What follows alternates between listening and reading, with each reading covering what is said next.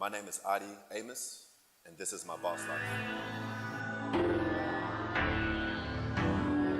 It's like, what make you do what you do? What's your motivation? Money keep a nigga motivated. We all need a little motivation. Money keeping. Hey, how you doing? My name is Ade Amos. I am a serial entrepreneur. I have invested and owned several businesses in Houston, Texas. I was born and raised in Houston. My parents are from Nigeria. They came here in the early 80s. They had me, and now I'm here. My entrepreneur spirit came from my father. He was born and raised in Nigeria. He came to the United States in the early 80s. He was a cab driver. He threw a newspaper. He did all kinds of in and out jobs until he found his way and started a daycare business. So I always seen my dad's hustle. I seen him always never quit, never really slept, trying to figure out his next venture, trying to figure out how to provide for his family. He never wanted to work for anybody, but he had to until he figured out his own path. And that's where I got it from. So for me, at about 15 or 14, I started selling CDs to my high school mates to make money and income. I sold CDs I was pretty good at. I made about $300-400 a week selling CDs. So that was my first venture into like entrepreneurship. So I did that for a while. That's what afforded me to have income while I was in high school. Went to University of Houston. I got my electrical engineering degree. But throughout that process, I always had an entrepreneurship spirit. I started like a sneaker blog, which I tried to do for a little while, but I wasn't too good at that. But I continued my path to be an engineer. I graduated in 2007, and I worked, been working in the oil and gas industry for about 10 years in total. So about 2 years ago, I was looking for different ventures and different ideas to do, and I came across Freshie. Freshie's a healthy, fast food, fast casual restaurant. It's based out of Canada, so I brought the franchise. I went to the franchise, and I was like, hey, I want to open one in Houston. And they're like, hey, go ahead. I started the first location in the Galleria Mall. That was a pretty good success. So then I went ahead and opened up a second location in Midtown Houston. So we're at that location right now, which is on West Grand and Backbeat. So I have two Freshie franchises, which are doing pretty good. I've learned a lot throughout the process. It's been a grind. No days off. Restaurant business, you never sleep. It's always an issue. It's always something wrong. But it's a lovely journey. Throughout that process, I also invested into a sports bar called Prospect Park, which has turned to be a great investment. I have great partners in that business. We've opened up a second location. That location is doing well. I also invested into a clothing line with my partner. Me and my partner started a clothing line called Wanderlust, which me and one of my friends, we own that. And I also went and opened up a nightclub with some of my friends as well. So I have a few endeavors that have been successful. I've learned a lot. I've went through ups and downs. I've made a lot of bad mistakes. I've made a lot of good mistakes. Throughout my entrepreneurship, one thing I can say is that you must continue, you must strive, you must always be trying to learn, always be trying to do better. You can never settle for being mediocre. If you're going to be mediocre, you might as well not be an entrepreneur. You have to have a strong head on your shoulders. You have to know that you're going to work harder for yourself than you work for anybody else. So if you think you're going to quit your job and come in this chill, wake up whenever you want to, then you don't be an entrepreneur. But if you're going to come and you're going to work your butt off and you're going to come and give it all you got 100% every single day, entrepreneurship is the way to go. Things I can say for people is never let people scare you away from your dreams. Never let money be a problem.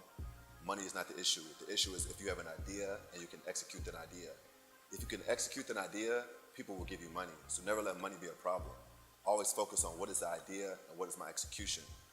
An idea is nothing if you can't execute it. All right, everybody has an idea, but can everybody execute an idea? Other things I learned as an entrepreneur as far as investing and things like that, you always invest in people. Never invest in an idea, invest in people. An idea is nothing without the people behind it. So if you invest in good people, motivated people, driven people, that investment will take you a long way. Because let's say the first idea they have doesn't work. They will figure out another idea that will in turn repay you back for your initial investment. So remember, investing in people is key. No idea. An idea is nothing without people. Things I would say to entrepreneurs, always read, always educate yourself. Try to find a mentor that can teach you things, that can show you the way that you can follow in their footsteps. If you can't find a mentor that you know, read books, read people about people that you like, people that you see doing what you want to do. follow in their footsteps vicariously, follow their blogs or their podcasts, or read their books, things that will help you learn and understand the insights into their minds. As an entrepreneur, the thing that gave me my spirit and people I looked up to, number one, of course, is my father. He's been the biggest influence in my life. He's always been a father figure to me. He's always motivated me to do better. The day I graduated electrical engineering, he was like, when are you going to get your master's? The same day, I was just like, man, I just finished. He was like, that's not enough. So that's one thing I always remember. He's always like, what's next? What's next? What's next? So he never got off of me, so it always motivated me to keep going, keep succeeding, and never settle. And then my friends, me and my friends, were hyper competitive. Somebody gets a new car, the next person gets a new car. Somebody gets some new shoes or new clothes, they get the new shoes and new clothes. So it keeps us motivated. It's a friendly competition of, hey, let's make sure we stay doing better, we stay pushing each other to the next level. So my circle of friends is my next big motivation. All my friends have been an influence in my life. We try to stay positive, we try to be there for each other. We try to make sure we give each other positive advice. So and that was my next big thing. And also I just read a lot. I followed the tech world. I followed a lot of CEOs and just saw that journey. I saw people who took companies from zero to billions of dollars. So it's just one of those things that it's just like you surround yourself with people and ideas and positive people that want to see you do better. One of the first things I learned when owning a restaurant business is that there's no days off. So I was working while I still owned this business. So for the first year and a half, I still had my full-time job. So one day I went into Freshie to see, hey, is everything going all right? It's when I first opened, like the first or second month. And I went there and two of my employees just didn't show up. So I had one cashier and one person making the food, and I had a line of like 30 people. And I was like, whoa, what do I do?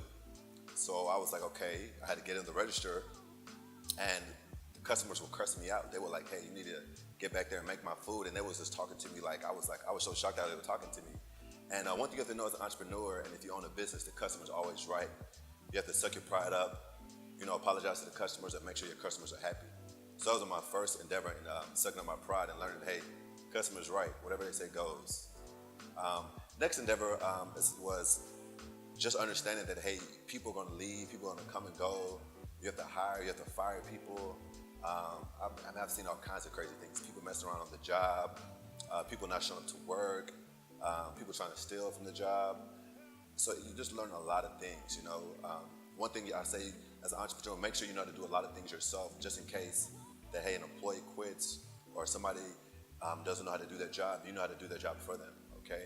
The best way I can say is as an entrepreneur, in order to train your staff, you have to be able to know how to train them. And the only way to know how to train them is to know how to do their job. So that's a really, really key. You don't have to know how to do exactly every single thing, but make sure you know how to do a broad majority of the things in that job. Things that help me keep me in line and keep me balanced in life. I work out pretty religiously. I work out at least 3 to 4 times a week. I use that as not really per se. I love the healthy lifestyle, of course, but I also use it as a motivation to keep me in routine, to keep some type of routine in my life. So it's like, hey, I get up at 6:30, 7:30. I try to run 2 to 3 miles a day. I do a light workout, and I've also picked up bike riding. So I try to bike ride as much as possible. And for me, those things are really, really stress relievers. Because when you're working out, you can't do nothing but focus on your body and what you're doing. So it helps me take my mind off of the businesses, the ideas, the different things that go throughout my day. The next step I take, I try to organize my day. I try to sit down and think, okay, what do I have to do all today? Sometimes I'm scatterbrained because I have so many ideas. So recently I've started writing every single thing down. I have a calendar, I've organized it. I have a to-do list, and that kind of keeps me in track. Also, when I'm driving in the car, I really don't listen to music except at nighttime when I'm like going out or something like that. So throughout the day, I'm either listening to some type of podcast or some type of audio book. So I try to read books, at least 2 to 3 books a week, to get my knowledge up to speed, to help me understand things I really don't know. So those are some things that help me keep me in line. Some things I want to pick up in the future. I want to pick up yoga and meditating. I tried yoga for a little bit, and it was very, very peaceful. Meditating is, from what I've read, is really, really serene and helpful. It helps a lot of entrepreneurs and CEOs throughout the day. So that is something in the future I do want to learn and pick up. Other things I try to do is I just try to see what other people are doing to help them keep in line. So I ask people, hey, how do you stay focused? I take my vitamins. I make sure I drink my protein shakes. I hit a lot of healthy foods. Try to cut the carbs out. But don't get me wrong. On the weekends, I party. I have a great time. I drink alcohol. So it's just a life balance. You have to make sure that you balance your fun with your work life, and I try to do that as best as possible.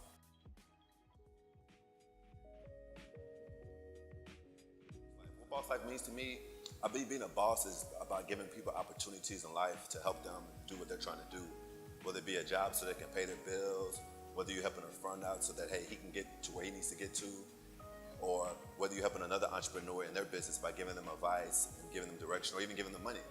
You know, being a boss is about creating opportunities for other people. You know, you want to be a boss, that means you have people underneath you. To be a boss, that means people have to follow you. So that means you have to be taking them in the right direction. It's guiding them. Okay, guiding people, you could be a boss in a lot of different ways. Sometimes your teachers, they're being your boss because they help guide you in your life to get to the right direction. You know, and being a boss is about being positive. It's not about putting people down or just being mean to people. It's about bringing people up in a positive direction. Try to show them their faults and show them the positive side so that they can do better in life. And that's what boss life means to me. It's about being a boss. It's about helping people get to the next level, about growing businesses, creating job opportunities, and things like that. Also, I want to say one thing to all my fellow Houstonians. I think Houston is one of the greatest places in America. I think we have a great opportunity in Houston. I think us as young entrepreneurs, us as young people in Houston, we need to take the step and become more entrepreneurial. As you can see with the oil and gas crisis, people are losing jobs left and right. So that should open up people's eyes to let people know that, hey, there's other ways. We need to figure out other ways to provide for our families besides working for somebody.